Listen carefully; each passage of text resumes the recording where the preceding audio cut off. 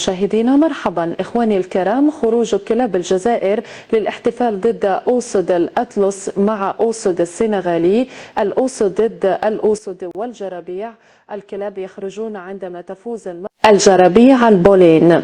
في أشوارع أبناء شنق ريحة البول وعبد المجيد كذبون في شوارع أوروبا وشوارع الجزائر، وتشنت حتى في إخوان التونسيين الذي خرج من المنافسة. واحترموا المغرب وحسن الضيافة. هذه هم الأشقاء. الشعب التونسي شعب شقيق وذكي، مرحبا بهم في أي وقت في المغرب. شعب طيب، ومحمد السادس له سبق أن زار تونس. ملوك يحبون تونس ولم يزوروا الجزائر بلد الكراغلة. مع الشعب التونسي شقيق لاخد أردف من أرض الكراغلة.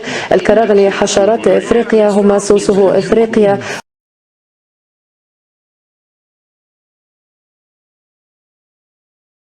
باش لخصتها الحكايه اللي في مصر دي اكبر كواليس تصير في مصر. صحيح. اكبر كواليس نتاع كوب دافريك، وسواء كانت الانديه او المنتخبات. باش لخصتها الحكايه اللي في مصر دي اكبر كواليس تصير في مصر.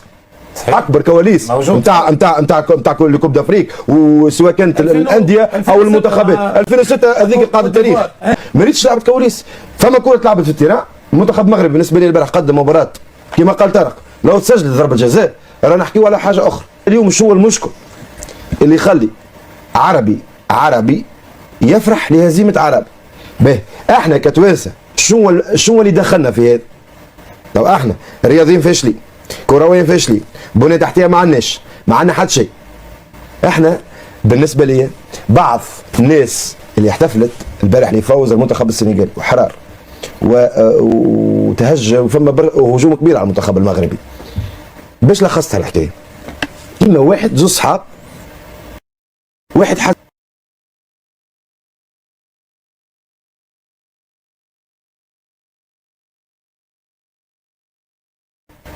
لانه المغرب طارت بينا رياضيين وبنيه تحتيه واللي تحب انت طارت مشيت بالي اخرى.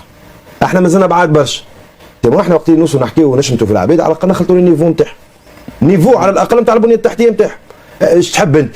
مش تحكي لي على كاف وكواليس وكذا، هذيك ارقام الكره، هذيك كواليس الكره، وهذيك افريقيا وصارت في جنوب افريقيا.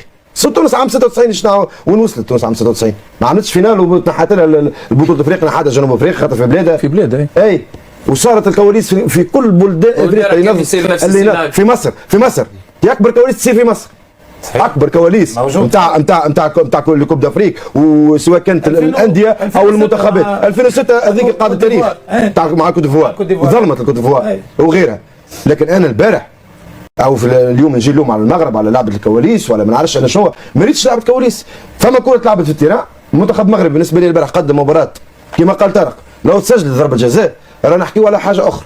وراه نتكلموا على موضوع اخر. تحبوا ما حكيناش على المنتخب السنغالي. لو تحسب الهدف الاول نتاع المنتخب السنغالي هذيك صالحنا، هذيك وجهك، لانه هذاك امر تحكيمي ونجم يقول لك لو انا زفرت قبل ما الكره تدخل الشبكه. ما عادش يرجع اي ما عادش نرجع قانونيا. ما عادش قانوني القانون. انا يعني لازم مختص تحكيمي بايرم باش نعطي للناس وجهه نظر صحيحه، فهمتي ولا؟ لكن تحب ولا تكره المغرب قدمت دوره محترمه، رياضيين تنظيميين.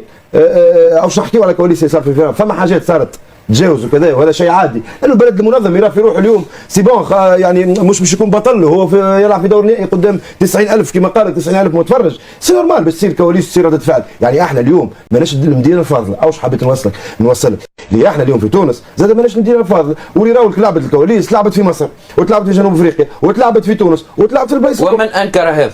وكنا نحكيو في الوقت. نحن تكلمنا على مصر حتى مع فرقها ولا منتخباتها. شكون نقولوا علاش الشماتة هذه كلها على المغرب؟ باش نجاوبك يا خويا مالك. انا بديت بها خاطر انا شغل قلت لك لو ماروك ميريت سا بلاس، وقلت لك لو ماروك ترافاي يعني تخدم، يعني تو سيم تو ريكولت. المغرب تخدم في خدمه صحيحه. ومن 2014 ملي كان الركراكي ادجوان كانوا يلعبوا بالمحليين وكل بدل شد هو بدل ولا يلعب باللي متكونين برا افيك تو لي انستالاسيون اللي عندهم متيرانات يلعبوا ويجيبوا في الاولاد من برا كيما ولات تعمل تونس تو وخدموا فوالا وخدموا لي تيغان وخدموا كل شيء وخدموا حتى العقلية. خدمه كبيره على مستوى الملاعب صراحه الشعب المغربي كيفاش الكرم وكيفاش يستقبلوا في العباد وكيفاش وتشوفوا شنو عملوا الجماهير اللي مشات الغادي فما اللي عمل باهي وفما اللي عمل